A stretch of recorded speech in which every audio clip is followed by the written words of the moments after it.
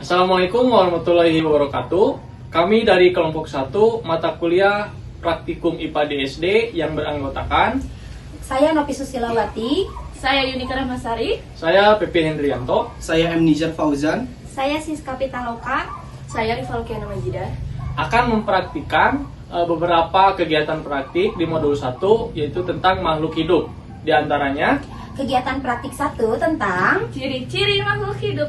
kegiatan praktik 2 tentang pertumbuhan, perkembangan, dan perkembangbiakan. Pada kacang merah.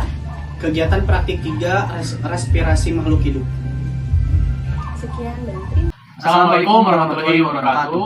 Saya M. Nijar Fauzan. Saya Pepe Hendrianto. Di sini kita akan melakukan kegiatan praktik respirasi terhadap makhluk hidup. Alat dan bahan yang kita gunakan adalah Yang pertama ada alat dan bahan yaitu plastisin. Ini. Kemudian ada pewarna airnya ini. Kemudian ada kapur sirih. Ini ya. Kemudian ada juga bahannya itu kacang hijau. Kemudian ada kapas. Kemudian ada jangkrik. Kemudian ini memakai 3 botol plastik sini? ya. Dan yang terakhir ini ada sedotan. Baik, saya akan mencoba mempraktikkan tentang percobaan mengenai respirasi pada makhluk hidup. Di alat dan bahannya, di sini ada kapur sirih, ini yang nantinya akan dilarutkan dengan air.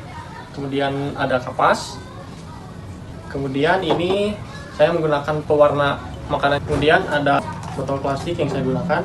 Kemudian di sini ada hewan. Saya memakai hewan jangkrik. Pertama saya larutkan kapur sirihnya menggunakan air. Dan jangan lupa nanti ini juga ada plastisin ya, fungsinya untuk menutup botolnya. Nah setelah itu saya coba memasukkan kapas ke dalam botol. Kemudian saya coba masukin kapur sirihnya.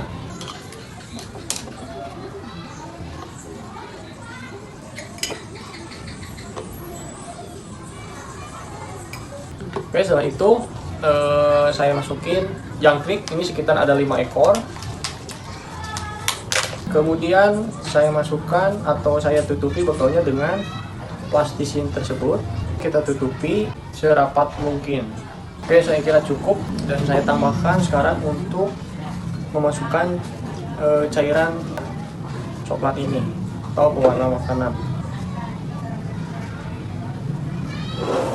Oke, selanjutnya ini saya udah mencoba memasukkan pewarna makanan atau air berwarna ya, untuk memastikan bahwa ini ada perbedaan apakah si air ini lebih cepat ke bawahnya atau kayak gimana, nanti lihat hasilnya beberapa menit kemudian. Baiklah, setelah saya amati selama durasi 4 menit, ternyata air yang telah diberi pewarna ini turun sedalam 2 cm. Percobaan ini menunjukkan bahwa terdapat respirasi dan percobaan ini membuktikan bahwa jangkrik yang terdapat dalam botol ini membutuhkan oksigen. Percobaan yang saya lakukan mungkin cukup sekian. Saya ucapkan terima kasih. Oke, di sini saya akan mempraktekkan respirasi makhluk hidup menggunakan kecambah. Di sini saya melakukan dengan 2 botol. Yang botol pertama akan saya masukkan kecambah dan botol kedua saya akan kosongkan. Fungsi botol kedua ini sebagai pengontrolnya. Langkah pertama adalah kita harus memasukkan kapas ke dalam botol.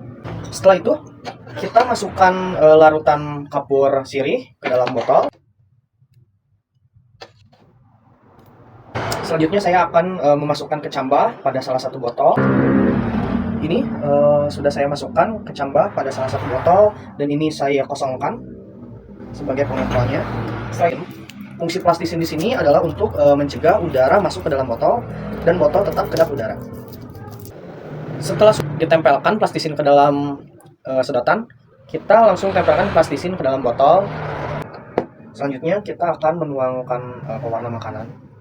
Setelah 2 menit, botol yang berisikan kecambah mengalami penurunan pada air pewarnanya. Sedangkan pada botol kosong, air yang diberi pewarnanya masih tetap segini. Dari percobaan ini, saya menyimpulkan bahwa botol yang berisikan kecambah melakukan respirasi, sedangkan botol yang kosong tidak berisikan apa-apa, tidak melakukan respirasi. Ini terbukti dengan air yang berada di dalam sedotan tersebut perlahan-lahan turun ke bawah. Sedangkan ya dengan yang botol kosong ini, air yang di dalam sedotan tetap berada di atas. Dari beberapa percobaan yang telah saya lakukan, saya juga menyimpulkan bahwa dalam praktek ini kita harus memperhatikan bahan-bahannya seperti pemasangan plastisin.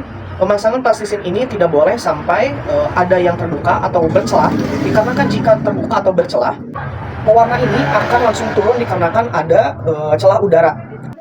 Menurut saya pemilihan bahan yang paling tepat adalah botol kaca, dikarenakan bahan ini tidak berubah-ubah jika ditekan, sedangkan jika menggunakan pot botol plastik akan berubah jika ditekan, dan ini dapat menimbulkan celah-celah plastisin ini.